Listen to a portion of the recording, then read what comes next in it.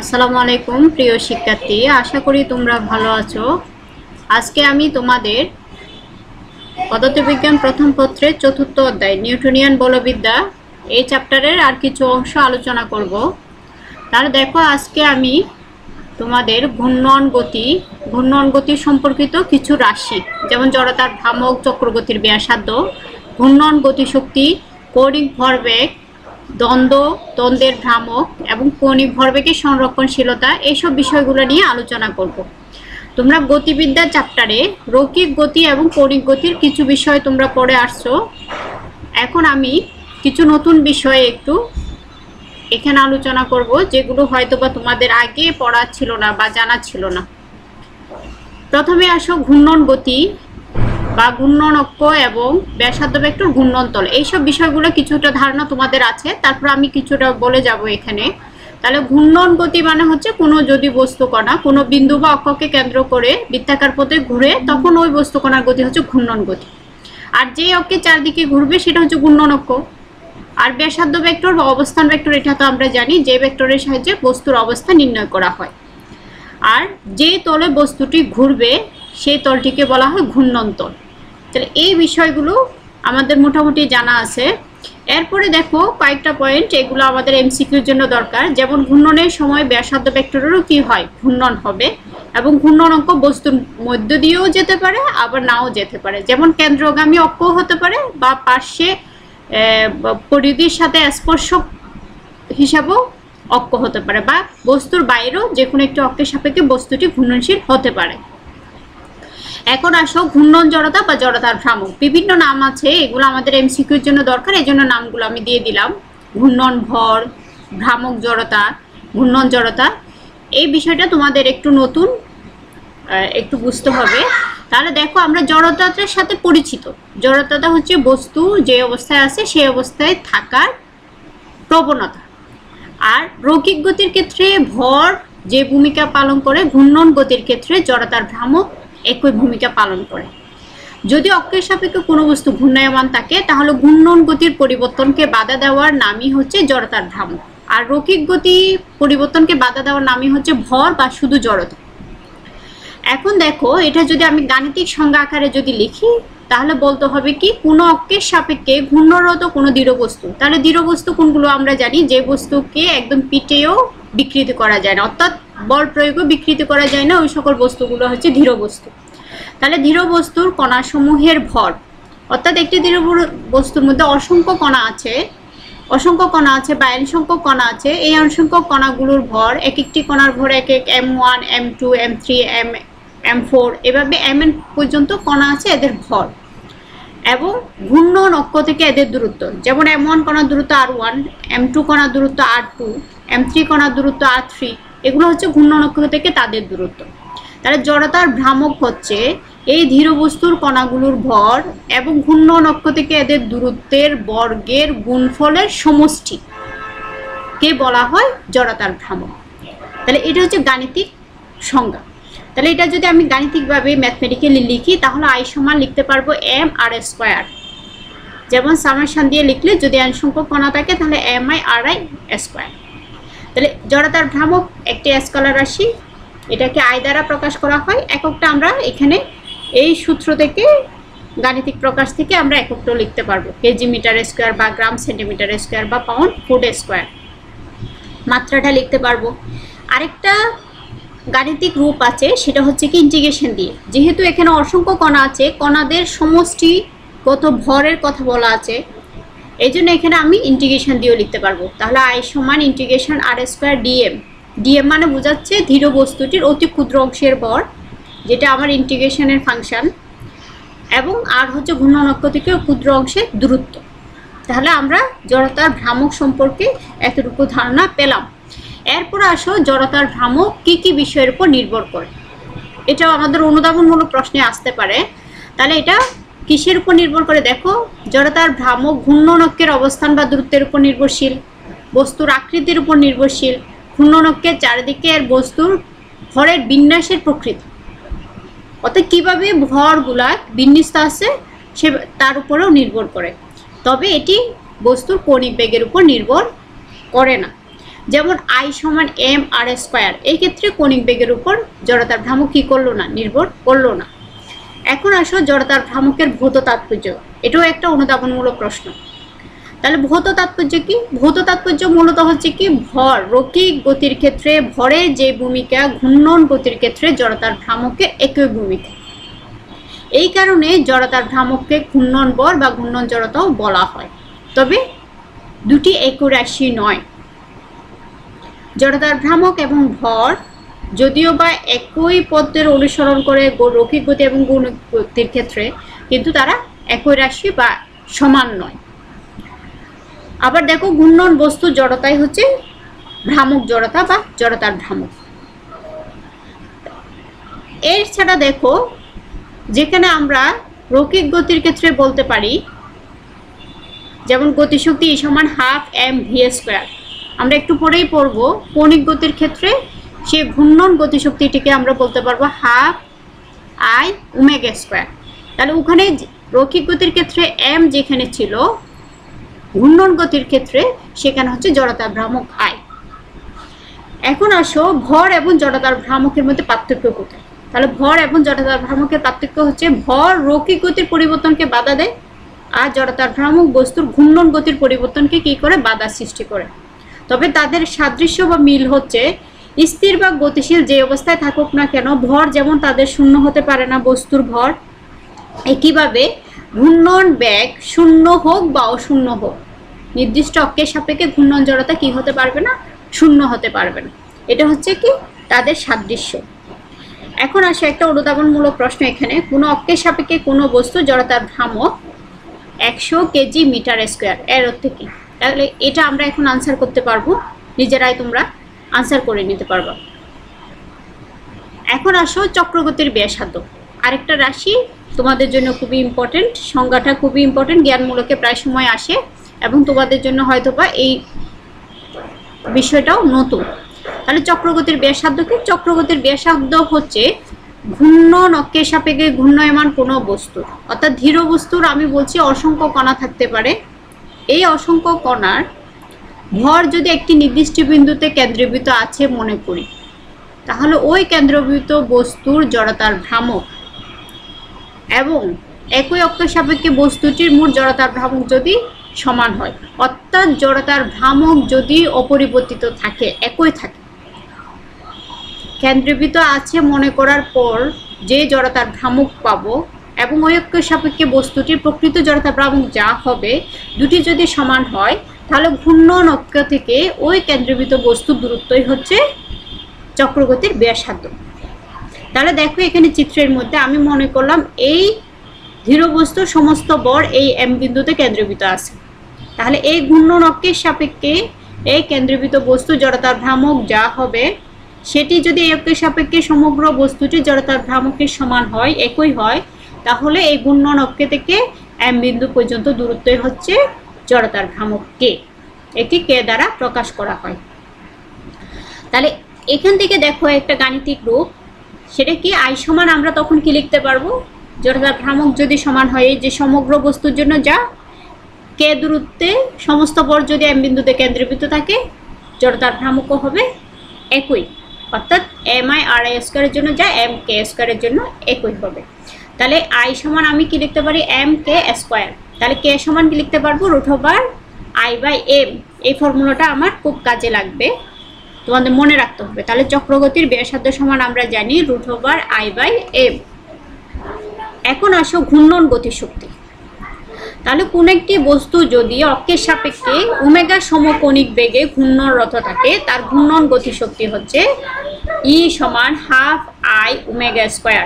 ই আর মানে রোটেশনাল বোঝাচ্ছে, ই আর সমান হাফ আই ওমেগা স্কোয়ার। তাহলে রৈখিক গতির ক্ষেত্রে আমরা যেখানে হাফ এম ভি স্কোয়ার লিখি, কৌণিক গতির ক্ষেত্রে আমরা সেখানে লিখতেছি হাফ আই ওমেগা স্কোয়ার।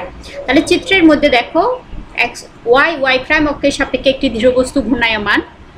তাহলে এখানে আমরা জানি রৈখিক গতির ক্ষেত্রে হাফ এম ভি স্কোয়ার জানি, জাস্ট এই ফর্মুলাটাকে আমি একটু ক্যালকুলেশন করলাম, ভি সমান আর ওমেগা বা ওমেগা আর, যদি মানটা বসাই আমি এই ফর্মুলাটা পেয়ে যাচ্ছি, E সমান হাফ আই ওমেগা স্কোয়ার।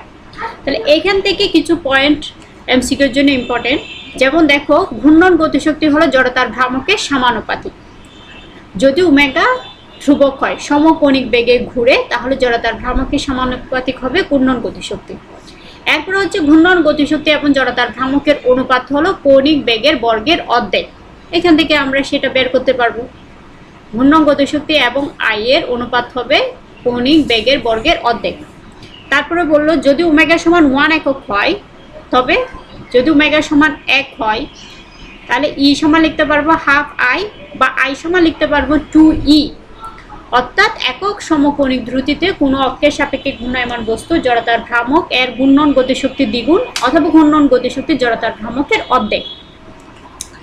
এখন আসো আরেকটা ইম্পর্টেন্ট ফর্মুলা, সেটা হচ্ছে কি, যদি কোনো বস্তুর মধ্যে চলন গতি এবং ঘূর্ণন গতি দুটিই থাকে, অর্থাৎ চলন্ত গাড়ির চাকার গতি, তাহলে চাকাটা ঘূর্ণনশীলও আছে আবার রৈখিক দূরত্ব অতিক্রম করলো, তাহলে ওই চলন্ত গাড়ির চাকার গতির মধ্যে দুই ধরনের শক্তি থাকবে, একটা হচ্ছে রৈখিক গতিশক্তি আর একটা হচ্ছে কি কৌণিক গতিশক্তি।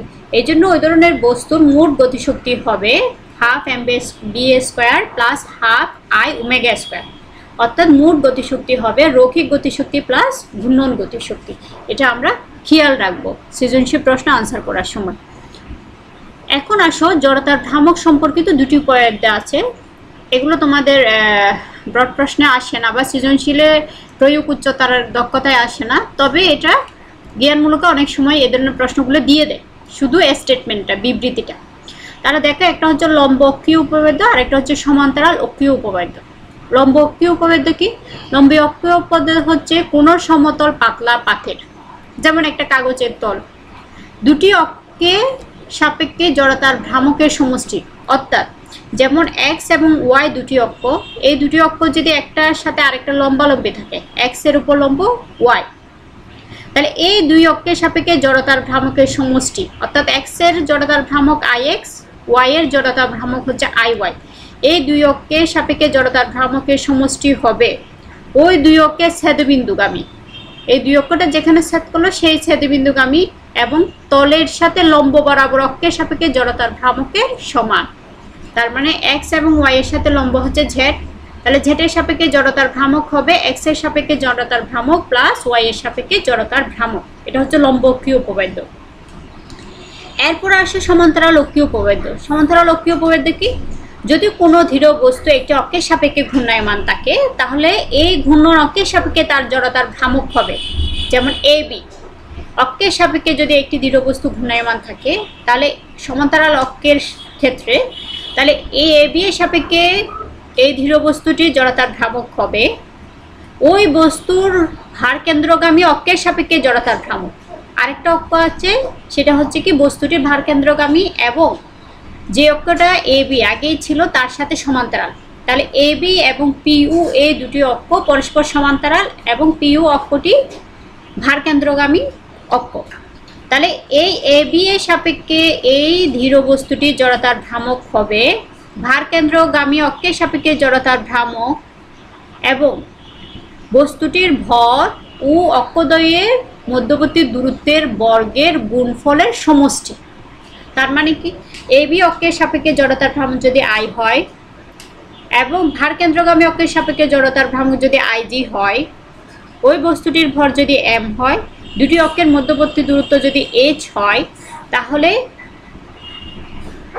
ভার কেন্দ্রগামী অক্ষের সাপেক্ষে জড়তার ভ্রামক প্লাস বস্তুর ভর এবং দুই অক্ষের মধ্যবর্তী দূরত্বের বর্গের গুণফলের সমষ্টি হচ্ছে কি এ বি অক্ষের সাপেক্ষে জড়তার ভ্রামকের সমান। এটা হচ্ছে সমান্তরাল অক্ষ উপপাদ্য। এখন আসো কৌণিক ভরবেগ বা ভরবেগ ভ্রামক। আমরা যেমন রৈখিক গতির ক্ষেত্রে রৈখিক ভরবেগ জানতাম, বস্তুর ভর এবং বেগের গুণফল, একইভাবে কৌণিক গতির ক্ষেত্রে কৌণিক ভরবেগ আমরা এখন জানবো। তাহলে কৌণিক ভরবেগ হচ্ছে কোনো অক্ষের সাপেক্ষে ঘূর্ণায়মান বস্তুর রৈখিক ভরবেগের ভ্রামকই হচ্ছে কি কৌণিক ভরবেগ। তাহলে এটা যদি আমি গাণিতিকভাবে দেখাই, সেটা হচ্ছে কি অবস্থান ভেক্টর এবং রৈখিক ভরবেগের ক্রস গুণফল বা ভেক্টর গুণফলকে বলা হয় কৌণিক ভরবেগ। যেমন ধরো উ বিন্দুর সাপেক্ষে যদি একটি বস্তু, পি বিন্দুতে একটি বস্তু আছে, সেই বস্তুটি কি করলো উ বিন্দুকে কেন্দ্র করে বৃত্তাকার পথে ঘূর্ণায়মান, তাহলে বস্তুটির ব্যাসার্ধ ভেক্টর আর এবং যে কোনো মুহূর্তে বস্তুটির বেগ, রৈখিক বেগ ভি হবে ওই বিন্দুর স্পর্শক বরাবর, ওই বিন্দুর স্পর্শক বরাবর ভি এর দিক। তাহলে বি এর দিক যেদিকে, পি এর দিকেও একই দিকে হবে, রৈখিক ভরবেগের দিকেও একই দিকে হবে। তাহলে আর এবং পি এর ক্রস গুণফলই হচ্ছে কৌণিক ভরবেগ। কৌণিক ভরবেগকে এল দ্বারা প্রকাশ করা হয়, এটা অবশ্যই ভেক্টর রাশি। তাহলে আর এবং পি এর মধ্যবর্তী কোণ যদি থিটা হয়, তাহলে এল সমান লিখতে পারি আর পি সাইন থিটা, যেহেতু ক্রস গুণন।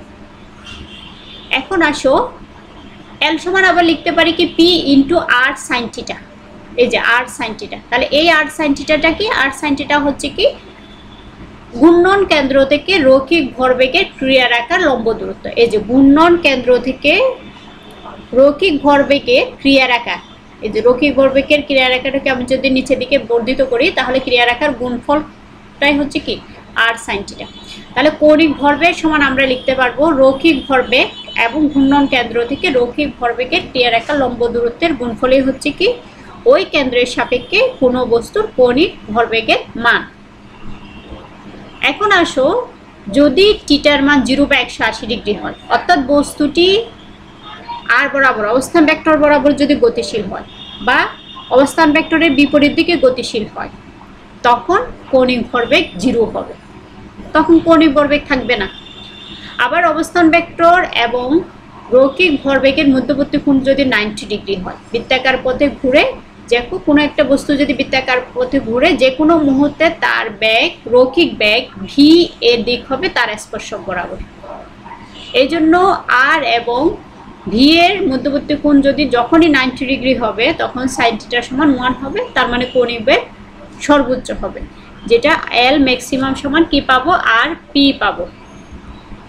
তাহলে এখন আসো এই আর পিটাকে যদি আমি আরেকটু ক্যালকুলেট করি তাহলে কি পাচ্ছি, যদি বস্তু কণার গতি বৃত্তীয় হয়, বৃত্তাকার পথে ঘূর্ণায়মান থাকে, তাহলে এদের আর এবং পি এর মধ্যবর্তী কোণ যদি 90 ডিগ্রি হয় তাহলে আর পি পাচ্ছি এল সমান, আর পি সমান জানি আমরা এম ভি, আবার ভি সমান জানি ওমেগা আর।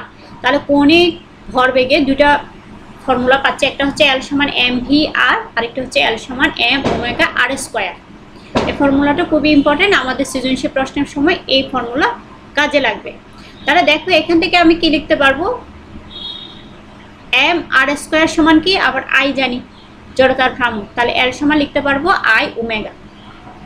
যেখানে রৈখিক ভরবেগ পি সমান এম ভি জানি, সেখানে কৌণিক ভরবেগ এল সমান জানি আমরা আই ওমেগা। অর্থাৎ একটি দৃঢ় বস্তুর কৌণিক ভরবেগ বস্তুটির জড়তার ভ্রামক এবং কৌণিক বেগের গুণফলের সমান হবে। এখন আসো ওমেগা যদি 1 হয়, অর্থাৎ একক কৌণিক বেগে যদি বস্তুটি ঘূর্ণনরত থাকে, তাহলে কৌণিক ভরবেগ কার সমান হবে, জড়তার ভ্রামকের সমান হবে। এখন একটি অনুধাবনমূলক প্রশ্ন দেখো, ড্রাইভিং বোর্ড থেকে লাফ দেওয়ার সময় সাঁতারুর পক্ষে শূন্যে পরপর ডিগবাজি খাওয়া সম্ভব হয় কেন?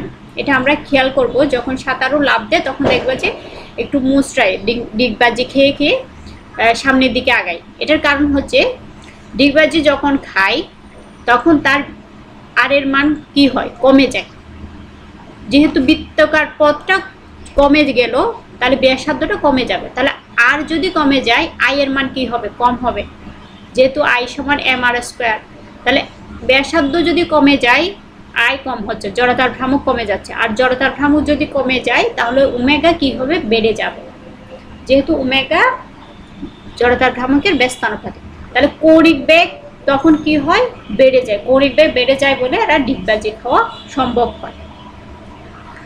এরপরে আসো আরেকটি ইম্পর্টেন্ট পার্ট, সেটা হচ্ছে টর্ক বা ঘূর্ণন বল। অনেকগুলো নাম আছে, মোচড়, ব্যবর্তন বল বা বলের ভ্রামক।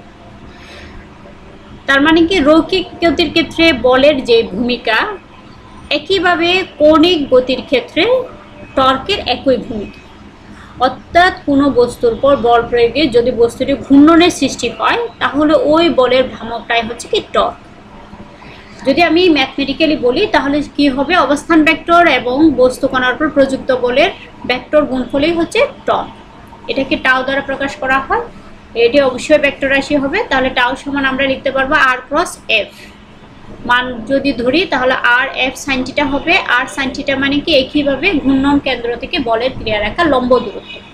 তার মানে টর্ক মানে বোঝাবে কোনো বস্তুর উপর প্রযুক্ত বল এবং ঘূর্ণন কেন্দ্র থেকে বলের ক্রিয়ারেখা লম্ব দূরত্বের গুণফলই হচ্ছে ওই কেন্দ্রের সাপেক্ষে টর্কের মান।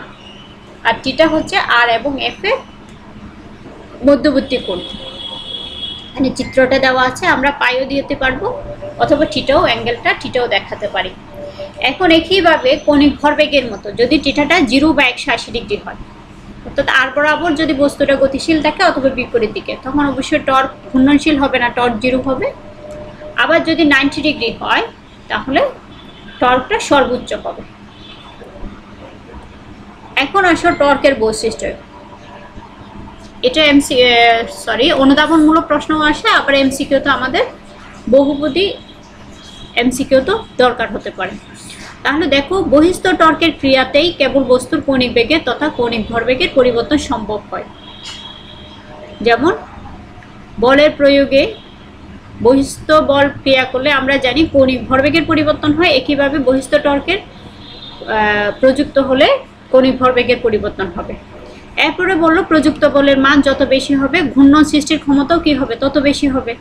আবার কেন্দ্র হতে প্রযুক্ত বল এফ এর লম্ব দূরত্ব যত বেশি হবে ওই বলে ঘূর্ণন সৃষ্টির ক্ষমতাও তত হবে। তাহলে আমার এই ঘূর্ণন সৃষ্টির জন্য বস্তুর উপর বল প্রয়োগ করতে হবে লম্বালম্বি।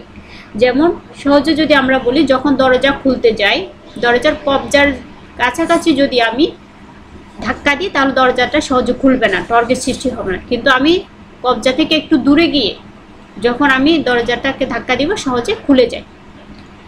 এখন আসো ব্যাসার্ধ ভেক্টর বরাবর বলের ক্রিয়ার বস্তু কোনো ঘূর্ণন হবে না, সেটাও আমরা একটু আগে বললাম। কৌণিক ত্বরণের উৎসই হচ্ছে টর্ক, আবার কৌণিক ভরবেগের পরিবর্তনকারী হচ্ছে টর্ক। একইভাবে প্রত্যেক ক্রিয়ারই সমান ও বিপরীতমুখী প্রতিক্রিয়া আছে, একইভাবে প্রত্যেক ক্রিয়ামূলক টর্কেরই সমান ও বিপরীত প্রতিক্রিয়ামূলক ক্রিয়া আছে, টর্ক থাকে। এককটা আমরা এখান থেকে বলতে পারবো নিউটন মিটার, মাত্রাটা বলতে পারবো। এখন কথা হচ্ছে কাজ এবং টর্কের একক মাত্রা একই, কিন্তু কাজ এবং টর্ক কি রাশি নয়, একই রাশি নয়, দুটি ভিন্ন রাশি। এদের একক মাত্রা একই হলেও দুটি ভিন্ন রাশি হয়। এরপর আসো টর্কের সাথে কৌণিক ত্বরণ এবং জড়তার ভ্রামকের মধ্যে সম্পর্ক। তাহলে এই ফর্মুলাটা আমরা একটু আগে দেখালাম, টাউ সমান আর এফ, এফ সমান এম এ সমান আবার আমরা জানি আলফা আর, এ সমান আলফা আর, কৌণিক ত্বরণ এবং রৈখিক ত্বরণের সম্পর্ক থেকে।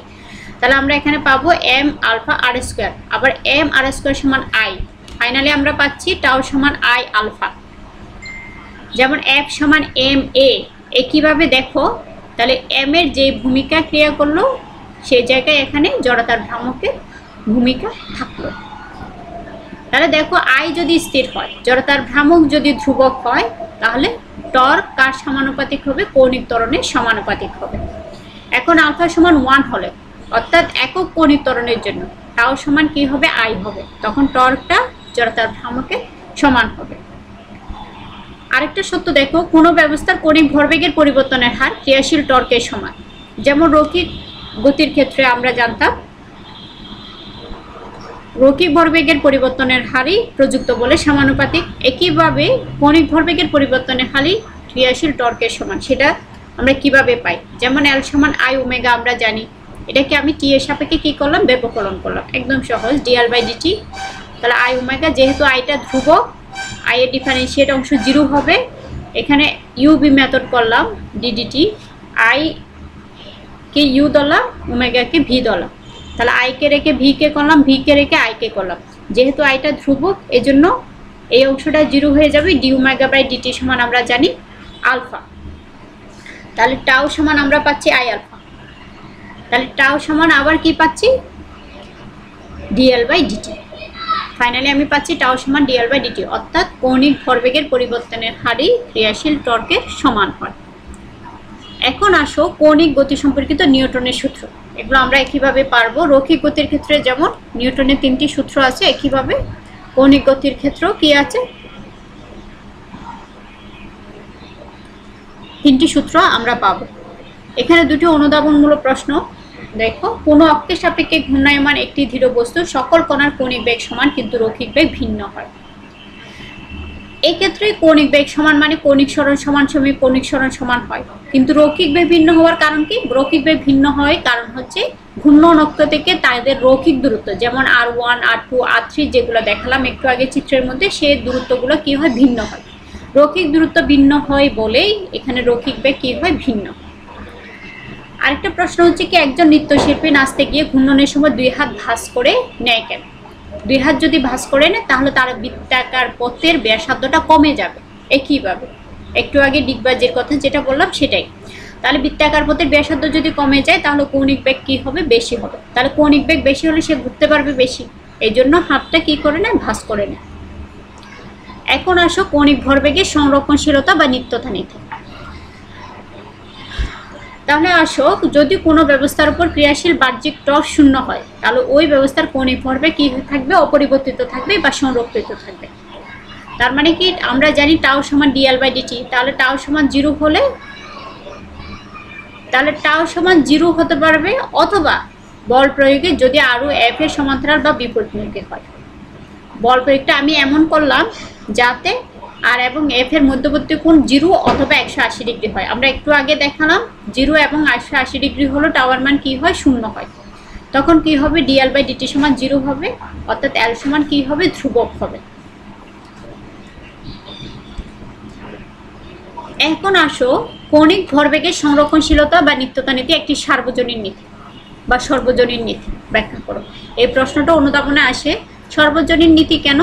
কারণ হচ্ছে দেখো, কৌণিক ভরবেগের সংরক্ষণশীল নীতিটা এটি স্থূল জগতের সব ক্ষেত্রে প্রযোজ্য, যেমন পারমাণবিক পদার্থবিজ্ঞানের ক্ষেত্রে, নিউক্লিয়ার ফিজিক্সের ক্ষেত্রে, নভোমণ্ডলের ক্ষেত্রে, সব জায়গায় এটা সমানভাবে প্রযোজ্য। কিন্তু রৈখিক ভরবেগ সেটা সমানভাবে প্রয়োগ করতে পারি না। কিভাবে? যেমন পরমাণুর ক্ষেত্রে যদি আমি ধরি, পরমাণুর ক্ষেত্রে কি হয়? নিউক্লিয়াসের চারপাশে ইলেকট্রনগুলো ঘুরে। এই ঘূর্ণনশীল থাকার কারণে তার মধ্যে কি থাকে? একটি স্পিন কৌণিক ভরবেগ এবং কক্ষীয় কৌণিক ভরবেগ, দুটি কৌণিক ভরবেগের সৃষ্টি হয়, যার কারণে এখানে কৌণিক ভরবেগ সংরক্ষণশীল নীতিটা প্রযোজ্য হয়। আবার যদি আমি নভোমণ্ডলের কথা বলি তাহলে সেখানে কি হয়? গ্রহ নক্ষত্রগুলো উপগ্রহগুলো সূর্যের চারিদিকে ঘুরে। একইভাবে এখানে একটা কি থাকবে? কৌণিক ভরবেগ সম্পর্কিত থাকবে। এই জন্য কৌণিক ভরবেগের সংরক্ষণশীল নীতিটা একটি সার্বজনীন নীতি।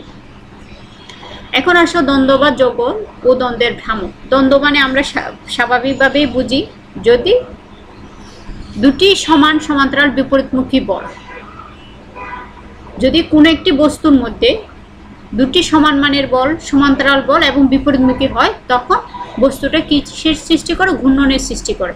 তাহলে এটাকে বলা হয় দ্বন্দ্ব। এখন দ্বন্দ্বের ভ্রামক কি? দুটি বলের মানই সমান, তার মধ্যে যে কোনো একটি বল নেব এবং ওই দুটি বলের মধ্যবর্তী দূরত্বে নেব, এই দুইটা রাশির গুণফলই হচ্ছে দ্বন্দ্বের ভ্রামক। যে কোনো একটি বল এবং বল দুটির মধ্যবর্তী দূরত্বের গুণফলই হচ্ছে দ্বন্দ্বের ভ্রামক। তাহলে এই দ্বন্দ্বের ভ্রামক কিসের উপর নির্ভর করে বা কিসের উপর নির্ভর করে না? যেমন দ্বন্দ্বের ভ্রামক ঘূর্ণন অক্ষের অবস্থানের উপর নির্ভরশীল নয়। আবার দ্বন্দ্বের ভ্রামককে টর্কও বলা হয়। তাহলে দুই ধরনের দ্বন্দ্ব থাকে, একটা হচ্ছে ধনাত্মক আর একটা হচ্ছে ঋণাত্মক দ্বন্দ্ব। তাহলে যে দ্বন্দ্বের জন্য বস্তু ঘড়ির কাঁটার বিপরীত দিকে ঘুরবে সেটা হচ্ছে ধনাত্মক দ্বন্দ্ব, আর যে দ্বন্দ্বের জন্য বস্তু ঘড়ির কাঁটার দিকেই ঘুরে সেটা হচ্ছে ঋণাত্মক দ্বন্দ্ব। এখন আসো কয়েকটি বিশেষ ক্ষেত্রে জড়তার ভ্রামক এবং চক্রগতির ব্যাসার্ধের প্রয়োগ। এগুলো প্রতিপাদন আছে বইতে, তোমরা সহজ ক্যালকুলেশন একটু দেখে নিতে পারো। আমি যেই ফর্মুলাগুলো তোমাদের পরীক্ষায় সৃজনশীলে কাজে লাগবে ওই ফর্মুলাগুলো একটু দেখাইছি। তাহলে দেখো, বিভিন্ন আকৃতির বস্তুর ক্ষেত্রে, বিভিন্ন আকৃতির বস্তু যখন অক্ষের সাপেক্ষে ঘূর্ণনশীল থাকে তখন সেক্ষেত্রে জড়তার ভ্রামক এবং চক্রগতির ব্যাসার্ধ কি হবে? তাহলে দেখো, এই ক্ষেত্রে কি হয়? যদি একটি সুষম সরু দণ্ড হয় এবং এই সুষম সরু দণ্ডের প্রান্তে দিয়ে যদি একটি অক্ষ থাকে, এই অক্ষের সাপেক্ষে যদি ওই দণ্ডটি ঘূর্ণনশীল থাকে তাহলে তার জড়তার ভ্রামক পাবো I সমান 1/3 ml²। একদম সহজ। mটা হচ্ছে বস্তুটির ভর বা দণ্ডের ভর, আর হচ্ছে দণ্ডের দৈর্ঘ্য। আর চক্রগতির ব্যাসার্ধ এখান থেকেই পাবো। চক্রগতির ব্যাসার্ধ কে সমান আমরা জানি √I/m। তাহলে I এর মানটা বসাই দিলে আমরা পাচ্ছি L/√3। এটা হচ্ছে সরু দণ্ডের প্রান্তগামী অক্ষর ক্ষেত্রে। এখন অক্ষটি যদি আমি মধ্যবিন্দুগামী হয় এবং দৈর্ঘ্যের সাথে লম্ব হয় তখন কি হবে? ক্যালকুলেশন করলে যে তখন এই অক্ষের দুই পাশে দৈর্ঘ্যটা ভাগ হয়ে যাবে। তখন আমি জড়তার ভ্রামক I সমান পাবো m/12 L², আর চক্রবর্তীর ব্যাসার্ধ K সমান পাবো L/2√3। আমরা এই ফর্মুলাগুলো একটু মনে রাখার চেষ্টা করব। তাহলে দেখো, যখন প্রান্তে হচ্ছে 1/3 ml² পাচ্ছি, আর যখন মধ্যবিন্দুতে হচ্ছে m/12 L² পাচ্ছি। এই দুইটার সাথে একটা সম্পর্ক আছে। আমি যদি এই মধ্যবিন্দুগামীটাকে একটু ভেঙে লিখি, এই 12টাকে ভেঙে লিখি, তাহলে প্রান্তগামীর সাথে একটা সম্পর্ক পাচ্ছি। তাহলে দেখো 3 4 12 1/4, অর্থাৎ I মধ্যবিন্দুগামী যেটা হবে সেটা হচ্ছে 1/4 × I প্রান্তগামী, এই যে 1/3 ml² পাবো। অথবা I প্রান্ত সমান হচ্ছে 4 × I মধ্যবিন্দুগামী অক্ষ। এখানে একটা সত্য আছে, এগুলো এমসিকিউতে অনেক সময় কাজে আসে। ঘূর্ণন অক্ষ প্রান্তে হলে, যখন মধ্যবিন্দু থেকে প্রান্তে চলে আসে, তখন ওই বস্তুকে থামাতে 4 গুণ বেশি বাধার সম্মুখীন হতে হবে। কারণ জড়তার ভ্রামক প্রান্তের বেলায় মধ্যের চাইতে কয় গুণ হয়? 4 গুণ হয়। একইভাবে সেটা চক্রবর্তীর ব্যাসার্ধের বেলাও আমরা সম্পর্কটা দেখাতে পারবো। এখানে আমি বিভিন্ন আকৃতির বস্তুর ক্ষেত্রে কয়েকটা ফর্মুলা দিয়ে দিলাম। যেমন আয়তাকার পাত হলে L হবে আয়তাকার পাতের দৈর্ঘ্য এবং B হবে প্রস্থ। আয়তাকার পাতে কেন্দ্রবিন্দুগামী বা বার কেন্দ্রগামী অক্ষ হলে। এরপর হচ্ছে পাতলা ও সুষম বৃত্তাকার চাকতির কেন্দ্র দিয়ে হলে, অক্ষটা যদি কেন্দ্রবিন্দুগামী হয় তখন। আবার পাতলা ও সুষম বৃত্তাকার চাকতির ব্যাসের সাপেক্ষে, যে কোনো একটি ব্যাসের সাপেক্ষে যদি অক্ষটি থাকে এবং বস্তুটি যদি ওই অক্ষের সাপেক্ষে ঘুরে, তখন কি হবে? তাহলে কেন্দ্রগামী হলে ½ mr², আর মানে হচ্ছে বৃত্তাকার চাকতির ব্যাসার্ধ, আর যদি ব্যাসের সাপেক্ষে হয় তাহলে 1/4 mr²। তাহলে একইভাবে এই দুটির মধ্যে আমরা একটা সম্পর্ক বের করতে পারবো। তাহলে I অক্ষ সমান 2 × I ব্যাস, অথবা I ব্যাস সমান ½ × I অক্ষ। এই দুটো ফর্মুলাকে একটু ক্যালকুলেশন করলে সম্পর্কগুলো পাচ্ছি। একইভাবে নিরের সিলিন্ডারের ক্ষেত্রে কি পাচ্ছি, ফাঁপা সিলিন্ডারের ক্ষেত্রে ফর্মুলা একইভাবে পাচ্ছি। এখানে ক্যাপিটাল লেটারের আর হচ্ছে বহিস্থ পৃষ্ঠের ব্যাসার্ধ, যেহেতু এটা ফাঁপা, তাহলে এই দুইটা পৃষ্ঠ, একটা ভিতরের পৃষ্ঠ একটা বাইরের পৃষ্ঠ, আর আরটা হচ্ছে কি অন্তঃস্থ পৃষ্ঠের বা অভ্যন্তরীণ পৃষ্ঠের ব্যাসার্ধ। একইভাবে বৃত্তাকার চাকতির প্রান্তগামী লম্ব স্পর্শক, আমরা একটু আগে বৃত্তাকার চাকতির একটা কেন্দ্রগামী দেখালাম, একটা ব্যাসের সাপেক্ষে দেখালাম, আরেকটি হচ্ছে কি প্রান্ত, অর্থাৎ পরিধির মধ্যে একটা যদি স্পর্শক অঙ্কন করি সেই অক্ষের সাপেক্ষে জড়তার ভ্রামক কি হবে। কেন আমি কয়েকটা রাশির চার্ট আকারে দিয়ে দিলাম, এগুলো অনেক সময় এমসিকিউতে চলে আসে। বিভিন্ন আকৃতি, যেমন বেলনাকার চাকতি হলে, বৃত্তাকার চাকতি হলে, বৃত্তাকার রিং হলে, এগুলো এক ফলক দেখে নিতে পারো তোমরা। এই যে এখানে আরো বিভিন্ন আকৃতির বস্তুর ক্ষেত্রে আমি দেখিয়েছি জড়তার ভ্রামক এবং চক্রবর্তীর ব্যাসার্ধ। আজকে এই পর্যন্তই। আশা করি তোমরা বাসায় এগুলো একটু প্র্যাকটিস করবে, বই নিয়ে দেখবে, আর যতটুকু পড়ালাম এর মধ্যে রিলেটেড সূত্রগুলো দিয়ে সৃজনশীল প্রশ্নগুলো নিজেরা বাসায় প্র্যাকটিস করার চেষ্টা করবে। আল্লাহ হাফেজ।